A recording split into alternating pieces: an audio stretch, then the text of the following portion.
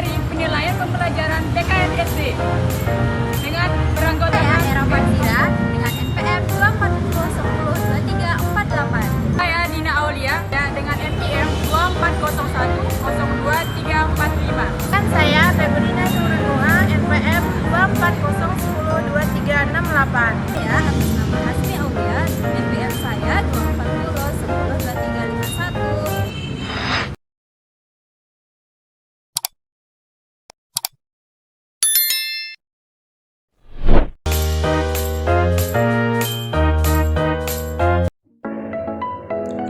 Halo mahasiswa PGSD, selamat datang di pembelajaran kita hari ini.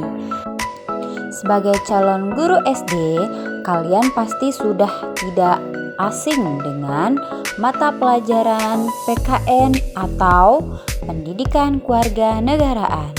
Tapi, tahukah kalian bagaimana cara menilai pembelajaran PKN di SD secara tepat dan bermakna?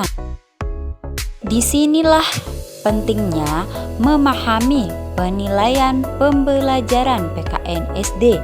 Kita akan belajar bersama tentang apa itu penilaian, tujuan, fungsi, dan prinsip, teknik, hingga model penilaian atau autentik dalam PKN SD.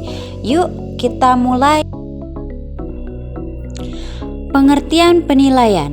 Menurut Zainal Arifin 2016, penilaian adalah suatu proses yang sistematis dan berkesinambungan untuk mengumpulkan informasi tentang proses dan hasil belajar peserta didik guna membuat keputusan berdasarkan kriteria tertentu seperti pemberian nilai, kenaikan kelas, atau kelulusan.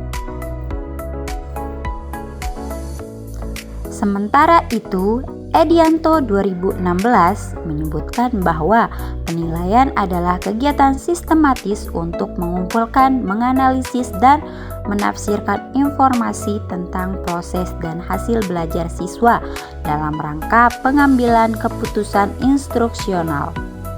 Jadi, dapat kita simpulkan penilaian bukan sekedar memberi angka atau nilai, tetapi sebuah proses sistematis untuk memahami sejauh mana belajar siswa berhasil. Lalu, apa sih tujuan kita melakukan penilaian dalam PKN SD? Tujuan dan fungsi penilaian PKN SD. 1. Untuk mengetahui sejauh mana tujuan pembelajaran tercapai. Kedua, untuk mengukur perubahan perilaku siswa. Ketiga, untuk memberikan umpan balik bagi guru agar terus meningkatkan kualitas pembelajaran. Selanjutnya, untuk menentukan tindak lanjut.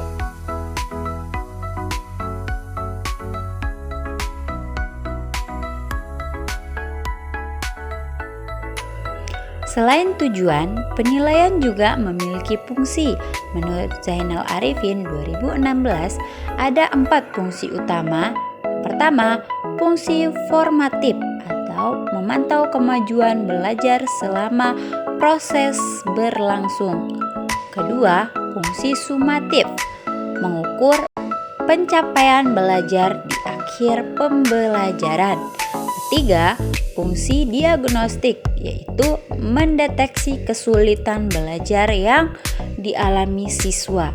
Selanjutnya, fungsi penempatan, yaitu menentukan posisi siswa sesuai tingkat kemampuannya. 3. Prinsip dan teknik penilaian. Agar penilaian berjalan dengan baik dan adil, ada prinsip-prinsip yang harus diperhatikan berdasarkan Permendikbud nomor 23 tahun 2016. Penilaian harus bersifat: pertama, sah, artinya data yang dikumpulkan benar-benar mencerminkan kemampuan nyata siswa. 2. Objektif, tidak boleh dipengaruhi oleh objektivitas atau rasa suka tidak suka. Adil, tidak boleh menguntungkan atau merugikan siswa tertentu. Selanjutnya, terpadu, menyatu dengan kegiatan pembelajaran sehari-hari. Selanjutnya, terbuka, prosedur dan kriteria penilaian diketahui oleh semua pihak. Penyeluruhan mencakup semua aspek kompetensi siswa. Sekarang kita bicara soal teknik penilaian. Ada 2 kelompok besar teknik penilaian yang digunakan di PKN SD. A adalah teknik tes, digunakan untuk mengukur aspek kognitif atau pengetahuan siswa. Tes tertulis atau pilihan ganda, uraian benar dan salah. Tes lisan, tanya jawab langsung. Tes pembuatan demonstrasi. B adalah teknik non-tes, digunakan untuk mengukur aspek efektif dan psikomotorik, yaitu observasi, pengamati sikap dan perilaku siswa. Penilaian diri, yaitu siswa menilai dirinya sendiri. Penilaian antar teman, siswa menilai teman sebayanya. Portofolio, kumpulan karya atau dokumen siswa. Proyek, yaitu penilaian tugas jangka pendek atau panjang.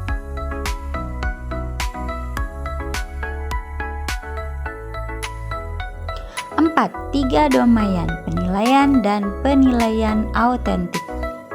Dalam PKN SD, penilaian harus mencakup 3 domain atau aspek belajar siswa. Konsep ini mencangkup pada taksonomi Bloom yang dikembangkan oleh Bloom, Krathwohl, dan kawan-kawan. Domain pertama adalah kognitif, yaitu penguasaan pengetahuan tentang materi kewarganegaraan, yaitu Pancasila, Undang-Undang 1945, NKRI, dan Bhinneka Tunggal Ika. Domain kedua adalah efektif, yaitu sikap dan nilai yang ditunjukkan siswa, nasionalisme, toleransi, disiplin, dan tanggung jawab, dan cinta tanah air. Domain ketiga adalah psikomotorik, yaitu keterampilan siswa, kemampuan berpartisipasi aktif, bermusyawarah, dan menyelesaikan masalah sosial.